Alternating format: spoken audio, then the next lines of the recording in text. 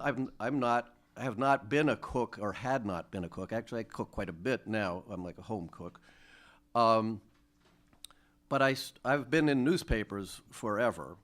And when I came to the Inquirer from the Raleigh News and Observer in North Carolina, I started out as a reporter, and eventually my longest span at the paper was on the editorial board. So to the extent that I dealt with food, it was food policy, and believe me, food policy is kind of, as you all know, of a fairly daunting and broad subject. But that wasn't primarily what I did. I would do stuff about healthcare reform, which back in those days, in the Clinton era, frankly, you're hearing it all again. It's the same thing again if you look at the front page. Or, the war in Nicaragua or what have you. And it just so happened that 15 or so years ago, we had a glossy Sunday magazine, sort of like the Times Sunday magazine now. Actually a handsome and very, very well done, and I would say distinguished magazine. And on the back page every week there was a column by a fellow named Jim Quinn. I bet not a single person here has ever heard of Jim Quinn. In the day, Jim was a big local hero. Everybody read him, everybody loved his stuff. He was one of the guys who really scouted out the little places in South Philly or Port Richmond or what have you. And he had done it for 15 years or so and had probably one of the biggest readerships in the paper. And then he quit. Nothing is simple. There were reasons why he quit, whatever, but he quit. And I had occasionally on the editorial page done these little odes to spring, or the Jersey tomatoes rolling into town, or what have you, as little tone poems. And they asked me if I wanted to take over his column, which I did. And not being a natural-born cook, not being culinarily trained, like our food reviewer, Craig Laban, who actually went to Anne Willen's cooking school. What's the name of her cooking school in France?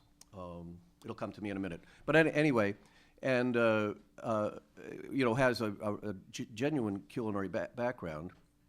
I had none of that. So what that forced me to do was to become a very hardcore reporter, out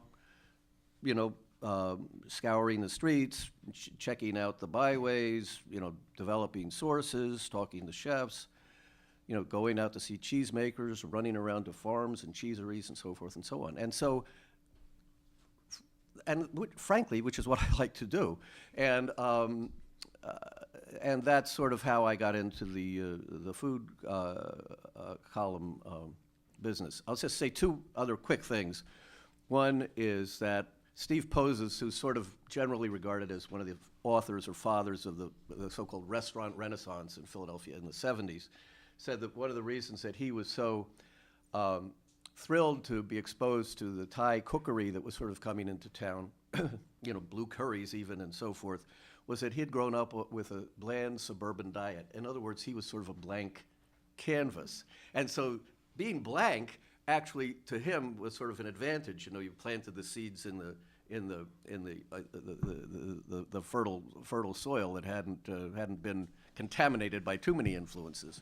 So I feel a little bit like that I had somewhat of that type. But the second thing is that historically, if you go back in my family, I come from Pennsylvania Dutch heritage out in Lancaster County, and my mother had a little repertoire of Pennsylvania Dutch cookery. And so I had a late onset love affair with my roots, and kind of have made that a little bit one of my niche sidelines. I think that, and I don't know whether we're limited here to blogs and newspapers, but food writers, serious ones, and I don't mean gloomy serious or deadly serious, but I just mean original thinkers and so forth, like Michael Pollan, can actually set the agenda that then people, it reverberates, and then people start thinking more about sustainability, or can I kill what I eat, or BT corn, or how beef is raised, and did I ever think about a feedlot before? And to some extent, I guess Mark Bittman is doing that, although I think often his stuff is what's the word, referential or whatever, springs out of a pollen and other people's stuff. But so I think there are two, sort of two speeds, or many speeds, obviously. But one is, the current thing in front of you, the cupcake truck or the sugar Philly. Has everybody ever been to the sugar Philly truck out here? My God, the meringues are like really phenomenal. I've never had anything like their milk and honey one. You ever had that milk and honey one? Yeah, those guys are Holy gangsters. Jesus! Yeah, well, $3 for a meringue, but it's like a In more ways than one. monster meringue. But anyway, I would just put on the agenda here sort of works of